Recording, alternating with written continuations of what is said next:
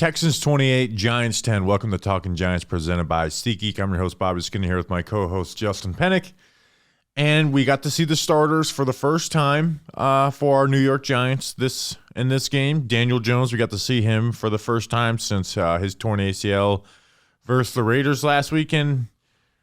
It was rough. We're going to talk about it all. DJ's play, the receivers, O-line, everything. Probably one of the least consequential second halves, just because all the guys out there were guys signed in the last week. Justin, we live streamed this with Grump, and it was pretty bad vibes, just because Daniel Jones had 18 throws, 2 of them were interceptions, one was a really bad interception, and the first play of the game was a dropped interception by Derek Stingley. Yeah, that wasn't great. It wasn't fun. The one thing that I asked for on Friday's pod before this, Bobby, was, Daniel Jones, just don't play bad enough where we have to come here and be judged on what we say based on it's just the preseason. There's no need to panic. There's no need to have a reaction or this or that. Don't give us anything that we have to come in here and defend or react too negatively to try and talk ourselves off off a ledge. Lo and behold, he did exactly that. He did exactly what we didn't want him to do. Yeah, and again, for the disclaimer, yes, it is preseason. It does not change anything win-loss records for the regular season. And also, he played really bad. 11 of 18, 138 yards, 0 touchdowns, 2 interceptions. And you were hoping that it was going to get, because the first play, it's some type of predetermined throw from Daniel Jones. They're going to Malik Nabers the first play of the game. Yeah, and he just throws it right into Derek Stingley's lap, and he drops it. And you're like, oh, all right, well, let's bounce back from that. We got that rust off of us. Yeah, and then they throw a screen, and then the pass up to Nabers up the sideline where he goes up for one hand and is not able to bring it down. And then the next drive of the game, you have the almost getting sacked in the end zone. You're like, dirt it, throw it. You're yelling, throw it. And he pump fakes it at Theo Johnson's feet, and he doesn't, and he throws it for an interception, pick 6. And you're like, oh, God, that's really, really bad, really ugly. And then the next drive, they move the ball a little bit, and then we throw a ball to Jalin Hyatt up the right sideline. It's on his back inside hip instead of on his outside shoulder where it should be, and that's an interception. And again, there's some decent stuff after that. A ball, the deep ball to Slayton, some passes to Nabers. Yeah, some of the Texans' backups were in by that point too. We said this on the stream and before the games. This is the most I'm paying attention to Daniel Jones in a preseason game since basically his rookie season. Because he is coming off the injury. This is something we after 5 years of Daniel Jones as our quarterback, this is something we've never seen. Him coming off of a torn ACL, and it certainly was discouraging to see it be that bad. We're on 18 throws, 2 were interceptions, and the one that was probably the easiest shot interception was dropped. And again, we try and, whenever we go to camp or whenever we try and evaluate preseason games, it's based on previous context, right? We're trying to not just evaluate the preseason game in a vacuum, but let's relate back to what we've seen in past regular season games ourselves. Was the Raider game the first game that Jones was coming back from that neck injury? Yeah. And guess what, Bobby?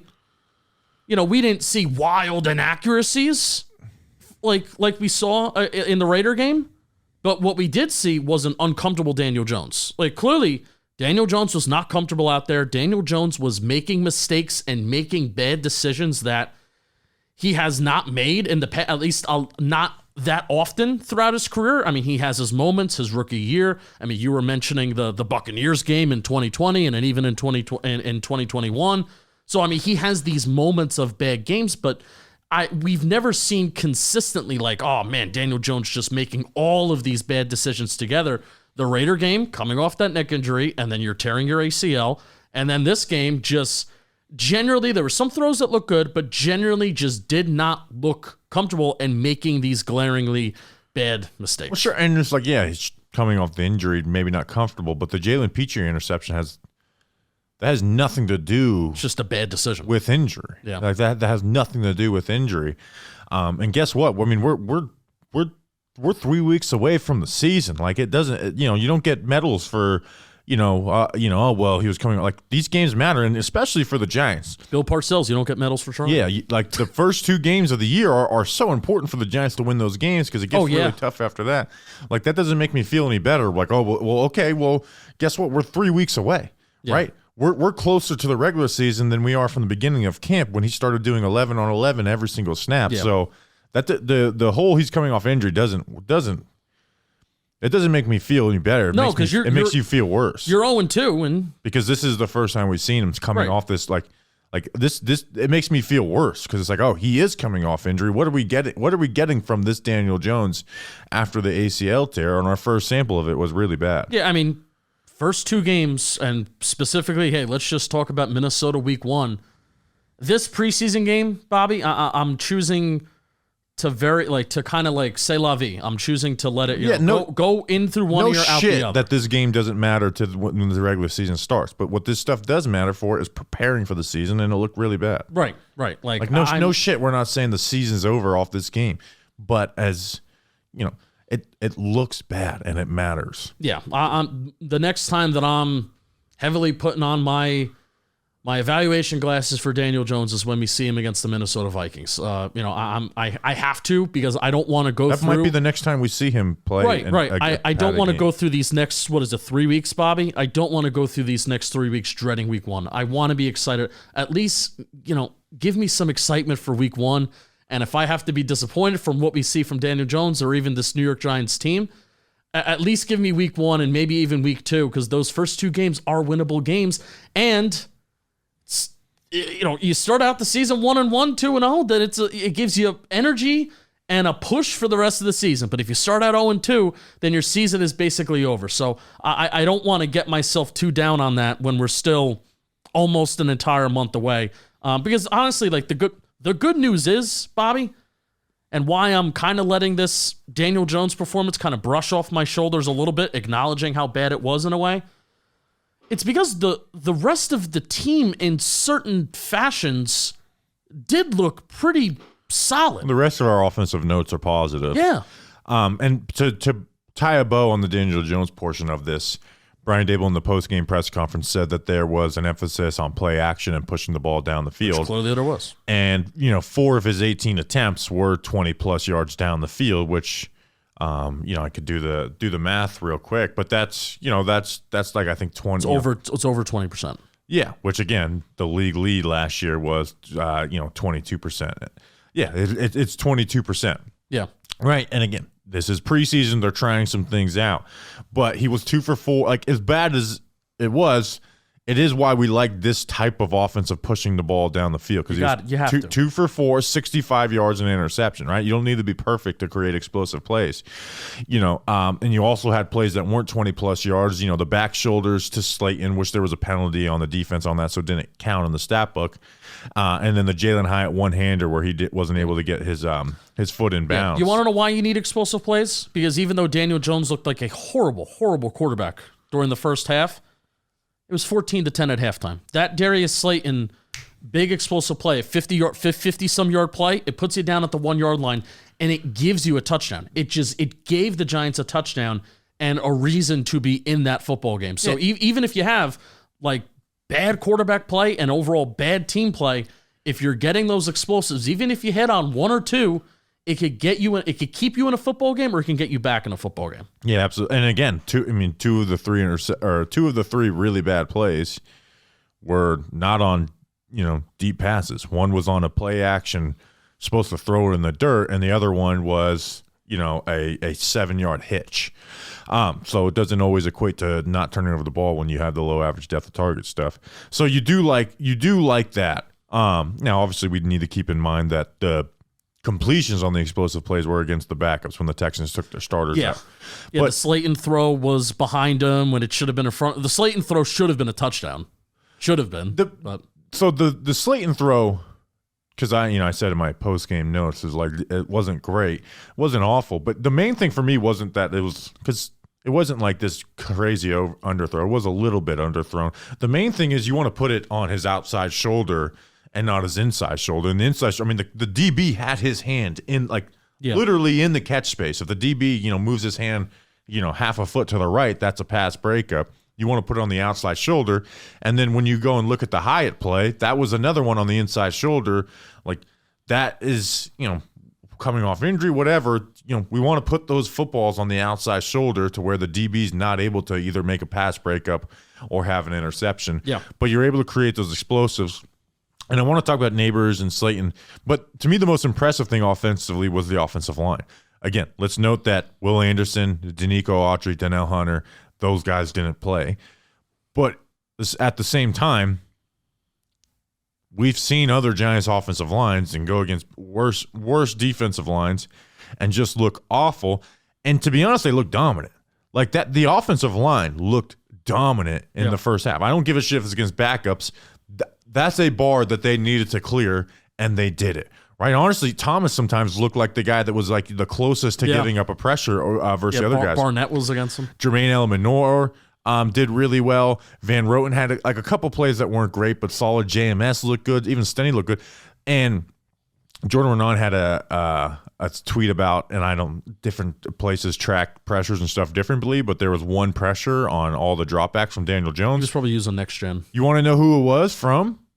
Who? Austin Schlottman. When they took JMS out to give Schlottman some snaps, and Austin Schlottman got put on his ass. Right, so again, that guy is not a starter. He's not even their sixth backup, their first backup, because John Runyon Jr. wasn't out there. Aaron Stenny was in for him. So that was the part that was really encouraging. And you even, you go and look at like Devin, like in the run game, because you look at Devin Singletary and he only had 10 carries for 20 yards, 2 yards per carry is awful. Had the touchdown. So the numbers don't look good, but like let's go through the sequence of it. He had 3 carries for 15 yards, good. Then he had a negative 4-yard run where they ran split zone and Jermaine Elmanor just didn't block the edge. I don't know if it was a miscommunication or something, but Manhertz, goes to the backside and just like that's something that has to get cleaned up. But that's like a preseason bump right there. That shouldn't happen in the regular season.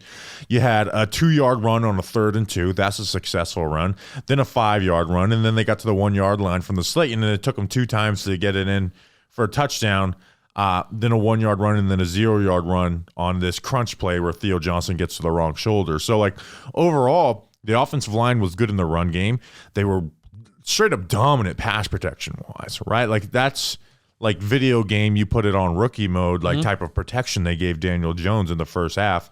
And so it's no victory laps or saying this offensive line is complete, but for a Giants offensive line that's struggled for over 10 years, this is a bar that I'm happy that they cleared. They passed the test, which was really significant. And the play that I feel like you felt the offensive line the most on, there was like a Wan'Dale Robinson play over the middle of the field. 3rd and 6. Might have been on 3rd down. It was on 3rd down, and it's a play that ends in the teens, which I like a play that ended in like a 16, 17, 13, 14-yard gain, and it's over the middle of the field, which it's been a conversation that we've talked about a lot. The Giants' lack of attacking over the middle of the field, and then also the lack of plays between 10 to 19 yards. So that pocket on a 3rd down, key down, money down, right? Allowing Daniel Jones to step up in the pocket, allowing Wan'Dale Robinson to come open over the middle of the field. He falls down, does get some yak on the play, and that's the offensive line giving Daniel Jones time to deliver a ball. And that's the difference between 3 points and none. That's the difference between a punt and getting 3 points on that. I think that was drive. At the end of the half, right?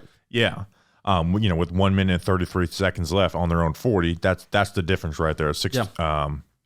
It was a 16 was my guess. Sorry, 2.5 minutes left. It was a 13-yard play to Wan'Dale Robinson. Huge. And then a few plays later, you saw another one where it's very similar, but it set up that Malik Nabers, 15-yard curl route that they got, and that was on a let's see, I'm pulling it up right now. That was on a 3rd and 10, right? Yeah. So 3rd and 10, like a curl route, that's a lot of times when you're running is find like the area that you can curl in, does that, good protection. So again, against backups, but like you said, pass the test. I think that's the best way to describe it. For sure. The offensive line passed a test today. They haven't passed the final exam, but they did pass a test, and it was really, really encouraging to see. Like, because it wasn't just they did all right. They dominated in pass protection wise. Bobby, before we talk about Malik Nabers, who I'm shocked it's been this long since we haven't even really talked about him yet, I want to talk about Mountain Dew. Mountain Dew, that's right. You know what we all need to get more of? Off our ass. That's right. Bold flavors, refreshing citrus kick. It's going to get me going, and it's going to get you off your ass and have you feeling like you're on an actual mountain. Remember the Dale call? I was just up in the mountains. You were. You got off your ass. Did you do the Dale call and you got the ducks to come out? Yeah. Remember that? Do you remember? Do you legitimately remember that commercial? Yeah. Well, I loved it when I was growing up. You got to look up Dale call. Somebody make a gif out of me doing that with my mouth. Talk about a game/activity you'd play with friends. And you want to know what I love to do? I love going to MetLife Stadium. And you want to know how I start off my game day experience every single Sunday? And this has been a tradition for years. I started off with some Mountain Dew. And I can't wait to be in L16 drinking a cold Mountain Dew at 8 a.m. The mountain is calling. You should answer. Grab your friends. Grab an ice cold Mountain Dew wherever refreshing beverages are sold. And do the damn do. You'll be glad you did. And you want to know who I was glad to watch? You'll be glad you did. You want to know who I was glad to watch this past Saturday afternoon, Bobby Skinner? Alex Johnson. Malik Nabers. Yeah, so Malik Nabers is obviously the most fun part about this preseason game. 4 catches for 54 yards, 1 run for 5 yards. And it wasn't, one 30-yard play and the rest were, 5-yard hitches, a slant. I mean, there was 3 chunk plays in there. And even the smallest play, which was like a little check down the flat, and the defender comes to make a tackle and kind of pushes him out of bounds, but he just throws the dude on his ass. Like, I like that. I just, like the edge that he has. But, I mean, like you said, a 3rd and 10, like just deep curl, beautiful, right? Good release. The catch on the crosser, right, where the ball's a little behind, he turns his body, and he's like just like falling backwards, grabs the ball up out of the air, and then the throw on the sideline, which was just a crazy grab. It's just, if you haven't had the pleasure of getting to go to some of the training camps and you're just listening to our live streams, like this is the first time you really got to see it. He moves different. And it looks easy for him, right? If any other receiver was doing that on this Giants team, like, damn, like where did this happen from? For him, he just makes it look easy. Yeah, I mean, it's that ball on the sideline, but Bobby, he needs to turn his body and go up and get it. To start the game too, the ball's behind him. He needs to turn his body and get that too. What I really love is that there were 2 plays of 14 and 16 yards, and there was one play where it wasn't. I don't think you could classify it as the middle of the field, but it's near the hash, which I love. 2 plays of 14 and 16 yards that keeps a drive going. The 3rd and 10. That went for 16 yards, and then it was a 1st and then you had a hold please, and then you had a 1st and 10 where you had a 14-yard play too, which that's awesome, man. You're not gonna get 20+ yard plays all the time. You're just not. No matter how much we talk about explosive plays, you're not always going to be able to throw it deep. But if you can have that receiver that gets open in the intermediate part of the field and can consistently do damage there, we're talking yards per reception, a chunk of 12, 13, 14, 15, 16 yards on a consistent basis when Malik Nabers is targeted, that is going to change the offense even with bad quarterback play. Yeah, so he's just fun to watch, and you're just waiting for the regular season to really, really enjoy Malik Nabers, because it doesn't even feel right to like enjoy it this much right now because it is just preseason. Because it's coming, right? And he could have caught that ball. Like Stingley did grab, and that first ball, the first 3rd down, the first series, Stingley did get a hold of his hand where I'm like, oh man, you could have gotten maybe 2 hands on that ball, but Stingley did kind of grab it at the last second. If you see it, maybe he could have gotten his second hand up there, but dude, you're moving so fast and somebody's breathing down his neck and is giving him another lick as he's bobbling that ball. But that's another one where he's like, I'm confident he may even catch that pass in the future. So I'm pumped to see him, man. Just pumped. Yeah, it's for me, it's like I can't even get that excited about Malik Nabers in preseason because I'm just waiting. I'm waiting for it to happen in the real games because I know it's happening, right? Yeah. Like I know that it's gonna we're not gonna be looking back at the season and be like, Wan'Dale Robinson had the only 100-yard receiving game of the year. And we're going to be like, no, Malik Nabers had 4 500-yard games, 80-yard, 3 80-yard games. You just know that that's the type of player that he is, and you're just waiting for the regular season to happen. But it's just He moves differently. His body, he can, move. He can, contort his body in the air and adjust to the ball better than, anybody we've had on this team since Odell Beckham Jr. It's just effortless for him. So, and there's just like a confidence that he plays with, and I think it's going to help Daniel Jones, just where there is gonna be times where it's like, hey, well, this is a time where you just look for him, find him, throw it, and he did it. It doesn't need to be a perfect pass. He's gonna go out there and make a play. So that's what gets you so excited for Malik Nabers. The other receiver, Darius Slayton, who actually led them in receiving, once again, like the last 5 years. Darius Slayton had 3 catches for 59 yards on 3 targets. I mean, obviously that deep ball, that's something that he's pulled down his entire career. Had another 11-yard. Curl route on a 1st and 15, and then another short pass. Hyatt was targeted twice, the interception by Stingley and then the one-handed catch where he was out of bounds. At some point, they're going to have to make a decision on who is the guy that just plays flat out more. And I don't think it's going to be 50-50. I don't think they're going to give these guys 50-50 snaps. I'm still in the boat of Slayton should play over Jalin Hyatt. I think he's just going to help this offense operate so much better. I think he's going to be able to take advantage of different coverages rolled at Malik Nabers, because if you have Nabers and Hyatt on the field, you're covering Hyatt deep, and then you're getting those shots for Nabers. But I just feel like there's going to be some space underneath for Slayton that he's going to be able to take advantage of, and if it's not there, that you can trust pushing the ball down the field with him. Whereas when defenses are guarding Hyatt, it's just you don't feel the need to guard all 3 levels of the field on his side as much. I think they're going to give Hyatt the initial shot, and this even goes in the regular season. I think they are too, but I'm after watching training camp and seeing this first time with these guys out there preseason, I'm still I haven't been moved off of the Darius Slayton should be wide receiver too. I think Hyatt's gotten better though. Like, hey, the fact that Hyatt, he's been forced targets in training camp. I mean, when he gets the ball in the intermediate, come on, he's gotten open in the short part of the field, even in camp. What does it look better than when Slayton's open in the Open's open. Like he puts a little shimmy at the stem of the route in the intermediate part of the field, and then who's looked better, Slayton or Hyatt in camp? Slayton is better. I mean, I'm just saying that, but they're going to try and push Hyatt. I agree. That's what they're going to try and do. I agree that they will. I just don't think that they should. I think Hyatt there's no need to rush Hyatt along. You still are going to use him, obviously. I just don't think there's this need to rush him along. I still think Slayton's the better player. So we talked Nabers, offensive line. And again, Devin Singletary, 10 for 20, the 1 touchdown. I thought he looked good. Here's another note on the offense before this episode was brought to you by DraftKings. Been hungry for some college football? I know that we're probably going to be a little more invested in college football this year, unfortunately. Well, we finally get a taste this weekend. Please, somebody, let's have like 5 breakout QBs. Don't miss any of the action. Jump in at DraftKings Sportsbook. It's a small but mighty slate of games for Week 0, including a big matchup in Ireland. Justin, do you know who's playing in Ireland? My guess is a school that I don't like. So I'm not exactly sure if we're allowed to say the names, but a school that I don't like. It's not. It's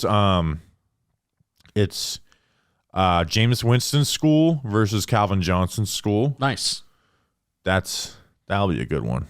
Who you got in that game? Whose school do you got in that game? Jameis Winston's school. Yeah, I'm going to take Jameis Winston's school too. Stop.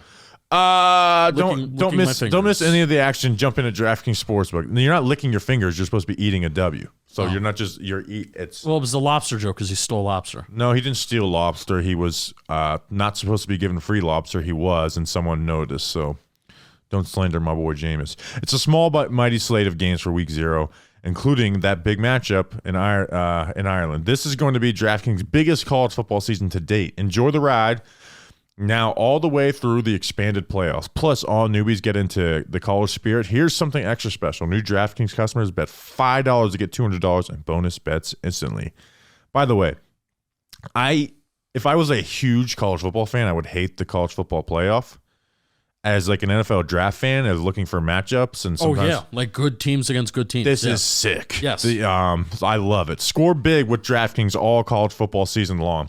Download the DraftKings Sportsbook app now and use code WORLD. That's code WORLD for new customers to get $200 in bonus bets when you bet just $5 only on DraftKings Sportsbook. The crown is yours. Gambling problem? Call 1-800-GAMBLER. In New York, call 877-8-HOPE-NY or text HOPE-NY 467-369. In Connecticut, help is available for problem gambling. Call 888-787-897777 or visit ccpg.org. Please play responsibly on behalf of Blue Hill Casino Resort, Kansas. 21 plus, age and eligibility varies by jurisdiction. Void in Ontario. Bonus bets expire 168 hours after issuance. For additional terms and responsibility, gaming resource cdkng.co/ftball. You'll be glad you did. Daniel Bellinger was lining up at just flat out fullback. Like he was just not shifting in, was just playing straight at fullback. And then in the second half, you saw Jakob Johnson, who we didn't get to talk about that, was signed on Friday morning by the New York Giants, the fullback. Let's talk about the fullback a little bit. One, Jakob Johnson was signed, right? So we can do our Giants sign Jakob Johnson episode. This was something that I thought would have happened a lot earlier. Jakob Johnson was the fullback in New England with Karin Brasillo, and for 3 years. Then he went to the Raiders with Karin Brasillo for the last 2 seasons. Karin Brasillo, like I have a Karin Brasillo clinic on my downloaded on my computer. And part of that clinic is like the importance of the fullback in the run game, and he talks about Jakob Johnson specifically, and he's like, this is the fullback we've had for 4 years. Came with me from New England to Las Vegas, and you saw them just line up and just straight up fullback formations. And Jakob, I'm not going to sit here and say I've went through a ton of Jakob Johnson film, but I do know that the the Patriots and Raiders have been comfortable just designating him at that position for 5 years. So I think he can play a little bit. And he looked good, but I just love this. He's getting you excited. Yeah, he had some badass blocks. But as someone, I do. You look at the best offenses in the NFL, and they employ a fullback. Really, the only one that doesn't is the Kansas City Chiefs. And it just makes a difference in the run game. It makes it so much harder for a defensively to fit in the right gaps when you have a fullback, because it's hard to account for where that guy ends up and where the offensive lineman can go differently, because that fullback is going to take up something. So it just makes it harder to defend. So I love the signing from that aspect, but I also, with Bellinger, I think Bellinger probably after this preseason, even though he hasn't done anything special, has been better than Theo Johnson. It might be tight end 1. But if once they start pushing Theo Johnson along, because he was the first tight end to come out, it does make it harder for Daniel Bellinger to get the snaps that we probably expected when we heard the Darren Wallers is most likely to retire news. Yeah, I'm pretty happy with signing a fullback in Johnson, especially when it comes to the red zone as well. Like, hey, we're on the 1 yard line. We need 36 inches. Just push people, push dudes, right? But I will say, I'm not at the point where I know a lot of people got scared and from the spring and the spring reports of Daniel Bellinger is lower on the depth chart than people think, and people are still kind of running with that. And listen, I think part of it is fair. I'm not at the point where being like, oh, Daniel Bellinger's roster spot's in jeopardy. I don't think so. It shouldn't be in jeopardy either. And I agree with that. And we've talked about that all summer. But I am sitting here being like, his overall role is extremely, extremely murky. Because I think they like Chris Manhertz better as a blocker. They've also been using Chris Manhertz at times as like this H-back, or at least they put him in there. They put him in the backfield and then they motion him out as a tight end. So I think they like Chris Manhertz as a blocker more. I think they like Theo Johnson as a receiver more. So where does that leave Bellinger now that you signed a fullback where Bellinger would get 5 snaps a game? He would average 5 snaps a game, and I think it wound up being like 11 or 12% of his total snaps last year did wind up being in the backfield, and now that gets kind of taken away if Johnson is going to make the 53. Yeah, and he should. I'll actually be aggravated if he doesn't make the 53-man roster, because even Bellinger played fullback today, and Jakob Johnson was better at that spot than him. There's a clear difference of someone who's been practicing to be a fullback and someone who has been an H-back, and has motion back in. There's just a clear difference when you're out there. Now, on the flip side of that is that Bellinger gives you some receiving value from that position where Jakob Johnson just doesn't give you any. Right? So there is pros and cons to having a fullback on the field, but I don't think there's any cons to having a fullback on the roster, especially when you factor in that you have to put, like, he plays special teams. Right. Like you don't play fullback in the NFL unless you're like Kyle Juszczyk or Alec Ingold and not play special teams. And he's played, last year he played 42%, the year before 33%, 44, 40, like, so he plays special teams. So he should be on this roster. Yeah. I will be aggravated if he's not. I wonder, this isn't something that the beat is going to give an answer to at all, but I do wonder why it took this long and what Carmen Brasillo finally said to Dable that made it get through that this is necessary. Something had to happen. They came to a decision eventually. It's not like they just made this decision and they had this idea suddenly. This had to be something that they thought that they could do at one point. So why now? I was thinking the same thing, and like you said, we're not going to get an answer. And I don't know the answer. What was the switch that flipped? I don't know. Maybe they don't like. Maybe they don't like Bellinger as the fullback role, because Dable has talked about wanting an H-back. Like, I remember that was one of the first things going to free agency is like, Dable doesn't really believe in keeping a fullback on the roster, so don't expect Elijah Penny back. That's why I'm surprised Carmen Brasillo won this battle, because Dable's never had a fullback. No, even in Buffalo. Yeah. Always wanted to use that H-back. And I don't think Bellinger's role as an H-back is just gone now, because I think him being a receiving threat it's still significant, but I mean, we're talking 5 snaps a game is going to go down to 1 or 2, really? So it's murky the role of Daniel Bellinger, what it is going forward. Justin, let's talk about the defense, and there's not as much to take away from the defense because you are running very bland defenses. You're running just straight 4-man rushes without stunts or anything. They also have so many guys that are hurt on the defensive side of the ball right now. Specifically, in the second half when they weren't playing their starters. And the guys that you really wanted to see, Cordell Flott and Drew Phillips, didn't play, right? Those are the 2 guys that I feel like need to be tested the most, and we didn't get to see them play. But what I did like is that I thought their 2 best players in Bobby Okereke and Brian Burns were their 2 best players in this game. I mean, Okereke was awesome. He had 4 run stops, was all over the field, was really good in coverage too. Even he was close to a 3rd down pass breakup. Close doesn't count, but like there was other really good plays in coverage. Bobby Okereke was over the field. And then I think Brian Burns, even though you probably want more out of him because Larry Tunsil wasn't playing in this game, he looked good. He's going to grade out well in this game, because he was consistently getting around the corner. That 3rd down where Dexter Lawrence tipped the ball up. He had this nasty spin move and quarterback hit, and was just even like Elijah Chapman when he drew that holding penalty. Why did he drew that holding penalty? Because Kayvon and Brian Burns got around the corner and forced Stroud to move up and to the right of the pocket, forced and allowing Chapman to try and move, and then the right guard holds him. So it was encouraging to see the 2 best players on the defense, Burns and Okereke, be the 2 best players in this game. Yeah, I mean, Dex was moving people too. I would say Dex is the best player in this defense. But oh my God, I just pulled a fucking Lugauer. Yeah. Dex looked great too. He had some times where he was just pushing the offensive lineman back. Obviously got that pass deflection too. I can't believe I did that. Yeah, I was like, oh, why you think those? You should have corrected me earlier. Those 2 guys, I didn't want to interrupt you. Yeah, but Dex is best player on the defense, and then obviously you had Burns and Okereke too. Okereke had to play like into the second quarter just because the interior linebacker depth is crazy thin and crazy low at this point. No, they look good. I even appreciated both Kayvon and Burns at the same time. There was plenty of times where they met in the back of the pocket. Nice to see a pocket like kind of condensing at the same time too, where a quarterback has to step up and has to make a decision and not just having the time in the world to sit back there. That's why I took the over on Dexter Lawrence sacks this year, even though he's never been a high sack total guy, it's because of that. Because there's going to be opportunities where those guys are both getting around the corner at the same time. You just meet me in the middle. And the quarterback's forced to either step up or take a sack from one of those 2 guys, and quarterbacks usually are going to step up or try and run. And I just think it's going to lead to more box score pass rush numbers for Dexter Lawrence. Yep.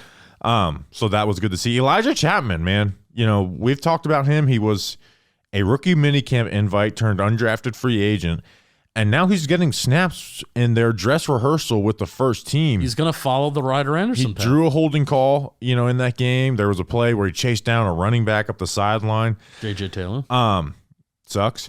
He's gonna Disagree. He's getting snaps on this team. Yeah, he's gonna make it and he's gonna play. Like if you ask me who gets more snaps, the two guys they drafted in 22 and 23 at that spot, DJ Davidson and Jordan Riley, or Elijah Chapman. I'm saying Elijah Chapman. I think Jordan Riley might even be in jeopardy of losing a roster spot. No, I don't think so, because I think he's the backup to Dexter Lawrence. DJ Davidson plays nose tackle at times, and he looked clearly better than what Jordan Riley was. You know, he had run stops, he had quarterback hit, even had that roughing the passer, which you don't want that penalty. But I also like the fact that he was getting after the quarterback. And I mean, let's think about it, because they traded Jordan Phillips. So you have Dexter Lawrence and Nacho. That's your 1-2. Mm-hmm. You have Ryder Anderson, who's probably their 3. Elijah Chapman, 4. DJ Davidson's been getting snaps after those guys. That's 5. Jordan Riley. Are we going to keep 6 defensive tackles at a defensive tackle spot that's not good? You can get DJ Davidson or Jordan Riley back at the practice squad. Okay, but I'm talking about keeping them on the active roster. No, but I think you're only going to have 5, and I think you're going to be able to stash, and then you'll be able to elevate as need be. And I would prioritize Riley because he's been the backup nose tackle, versus Davidson has been. And honestly, Riley's just a personal preference over Davidson too. I mean, but DJ Davidson actually played in games last year where Jordan Riley didn't towards the end of the year when they were trying to get some. And DJ Davidson was coming off a torn ACL last year. He played 25% of the snaps. It depends how they view DJ Davidson. Like, do you view DJ Davidson as a nose tackle? Yeah, I mean, he's played that at Arizona State. Okay. He's gotten snaps there. And again, I'm not making some big call for DJ Davidson. I don't think he's very good. But if you ask me, out of the 2 right now, I probably would take Davidson. Yeah. Aziz had the sack / intentional grounding, but not much else. Like I'm continue to be a little disappointed with him. And just the defense.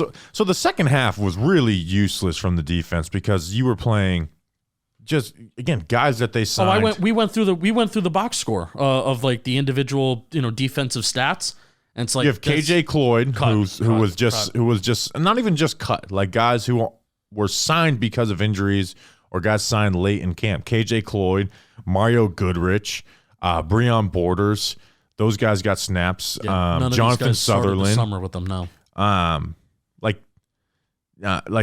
Those are 4. Let's. I even almost want to see. Let's see. So let me go through this exercise. KJ Cloyd had 5 tackles. He's new. Mario Goodrich had 4 tackles. That's 9. He's newish. Breon Borders had 3 tackles. That's 12. He's new-ish. Like 2 weeks. Jonathan Sutherland had 2 tackles. Very new. That's 14 of the 72 tackles. And then even on offense, right? Like you had Lorenzo Lingard at running back who dropped the pass. Josh Kelly fumbled the fullback. Joshua Kelly was getting a loss because Dante Miller didn't play. Tyrone Tracy Jr. didn't play. But I want to talk about the first team secondary. Not much takeaways from me. Isaiah Simmons was technically with them. I know there are people like, oh, he's not an actual nickel corner. I think the coaching staff, and we knew that. It's just if he's playing on first and second down, that's kind of the role for him. But even then, I think he probably should just focus on, like, he's only should be in there when they're in 2 tight end sets, but it's preseason and guys are injured, so they're playing them. In reality, Isaiah Simmons, we did his player profile last week. He's a third down linebacker. That's what his role is on this team. His role is not an early down nickel. There's might be some special packages, like I said, when the teams are. There's a heavy 2 tight end team that we're playing. But in reality, he is the third down linebacker, and he's a first and second down linebacker if Micah McFadden gets injured, who did leave the game with a hip injury. So maybe he will be called on earlier than we realized. Yeah, I don't think it's the Giants' intention to have Isaiah Simmons covering a guy like Tank Dell. No, I don't think there's any time in the regular season where they actually do, like, they line up Simmons at nickel corner versus 11 personnel. Yeah. It's the preseason, and they got to play, like, I guess they want to give him some snaps. I don't see that ever happening in the regular season. Yeah, I'm with you. The Deonte Banks play with Nico Collins, it kind of just goes to show what I think the Deonte Banks story is right now, where, hey, maybe it's a push-off by Nico Collins, but I thought it was a pretty decent push-off. But goes to the fact of Deonte Banks constantly seems to be in a good position and in a good spot, and like, hey, that's good coverage. But then once the ball arrives And if you have good quarterback and wide receiver chemistry where they're on the same timing, and you have a guy that does not make a play on the football, whether that be an interception, a pass breakup, or a pass deflection, then he gets into trouble. And that's what I unfortunately think the Deonte Banks experience may be this year. I agree with that analysis of him, but like I'm pulling up this play again, and they don't call it, right? And that's part of being. I mean, look at it again and let me know. Do you think he could possibly turn his head and play the football? I mean, I think he's in track it. Yes, absolutely. I mean, Collins takes his left hand and just throws him, like just shoves him to towards the ground, and like I call that, if I'm a referee and I'm looking at that, I'm calling that OPI 10 times out of 10. Okay. Like hey, wide receivers do get away with it, so I'm not saying it's gonna get called 10 times out of 10. But I'm not going to judge. And I agree with the overall analysis with Banks, as I worry about him at the catch point. And I do worry, we'll see when he's facing other receivers versus the release. But Collins is pretty damn good. I'm not going to judge him off that. The other first-team DBs, I mean, we saw Tyler Nubin get a holding penalty on a blitz that he had. Nick McLeod allowed a catch. Yeah, on a crosser. But I'm not, even though I'm not like the Nick McLeod to start at cornerback 2 guy, I'm not expecting him to cover Tank Dell on a crossing route either. Trey Hawkins really struggled. Xavier Hutchinson was kind of owning him. Trey Herndon, who was like the starting nickel corner for the day, he really struggled. So, it just sucks that we couldn't see Flott and Phillips out there. Mm-hmm. But what we did see is that if those guys go down, you don't feel good about the depth at those positions either. And I do think McLeod should be getting. If Phillips is out, I think McLeod should be a nickel corner instead of an outside corner. Right. And there's probably still a move at a ton. There's probably a good amount of moves. The depth positions on defense, like interior, maybe backup edge, and then maybe even a starting corner, that all these moves could be coming within the next couple weeks as well. But, Bobby, there's one more thing we need to talk about before we wrap up. No, there's actually a couple more things, but yes, that's the most important thing we need to talk about. Most important thing, because we got to make money on this show, and that is TaskRabbit. Boom. How do you like that? This is a monkey. Get out! Because I want to talk about rabbits that do task. And every week, there's a never-ending list of projects around the house that we tell ourselves, hey, we finally got to knock this out. We finally got to do that. The honey-do list. Do you get those, Bobby Skinner? The honey-do list. Hey, honey, here's your do list. I just do. I do the do. You do the do, but guess what? If you need somebody to help you do the do, suddenly mounting a TV, building a dresser, cleaning out the garage just doesn't sound appealing, Bobby Skinner, on your day off. For all the tasks that you need to do but don't want to do, there's TaskRabbit. And TaskRabbit, they connect you with skilled taskers to help with cleaning, moving, furniture assembly, home repairs, and more. Guess what, Bobby? So, my sister has autism, and she's an adult, and she lives in a group home. Mm-hmm. So recently, she needed a piece of furniture that needed to be put together. I'm busy. My mother's busy. So guess what? I recently just went to TaskRabbit.com. I booked a tasker to come and put together this bookshelf in and out in an hour, and done. And my sister now has a great bookshelf that I didn't have to do. My mother didn't have to go there and do it. And she can enjoy it, and it was safe, it was secure, and it was awesome. So to get started, go to TaskRabbit.com or download the app. Search for the best tasker for your job based on cost, skill set, availability, and past client reviews. Tackle your to-do list today and get 50% off your first task at TaskRabbit.com or on the TaskRabbit app and using promo code GIANTS. That's promo code GIANTS at TaskRabbit.com for 50% off your task. TaskRabbit, book trusted help for home tasks. I need to cough. You'll be glad you did. That was real. I powered through that. Booyaka. Thank you to TaskRabbit. You'll be glad you did. The fumble by John Giles pisses me off so freaking much. Because he stiff-armed the shit out of a guy, and it was like, that was the only play worth celebrating in the second half. And then he inexplicably he's running on the right sideline, and he switches the ball to his left hand, and it gets popped. I don't know what the hell was going on there, but that is not only maddening because why would you do that, but because it ruined the most exciting play. I mean, he stiff-armed the shit out of that guy, and then just fumbles, and Lorenzo Lingard fumbles and drops a pass. It wasn't DeVito's best preseason game, but there were some drops in there and not much to be had. But I couldn't leave this without being mad at John Giles for that, because that was the coolest play turned into the, like, what the hell are you doing switching the ball to your left-hand play? You should be mad at John Giles. Yeah, he kind of let me down. Like, I'm a John Giles guy. Kind of let us down a little overall so far. Yeah, when he's gotten opportunities, he's Moss people. That's true. Micah McFadden got hurt. Yeah, well, I mean, again, we'll see the severity of that.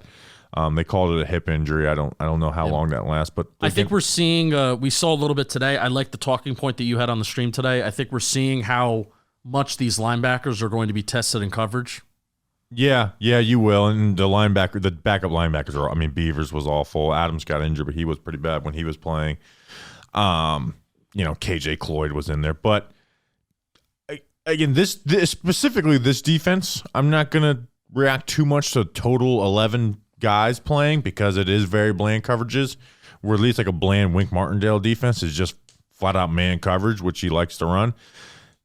There's just going to be soft spots in zone when you're not trying to confuse the quarterback that much.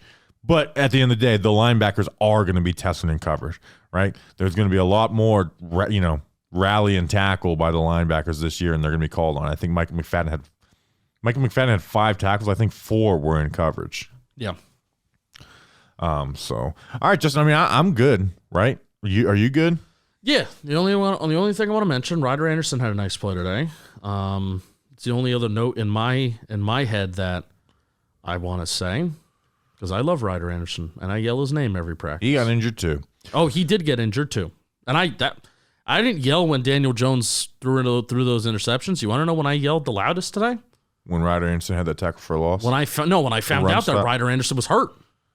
Just ruined me. Yeah. Get healthy, Ryder. All right, that's an episode. We'll be back with some no episode Monday, because this is coming out on Sunday. So no episode on Monday.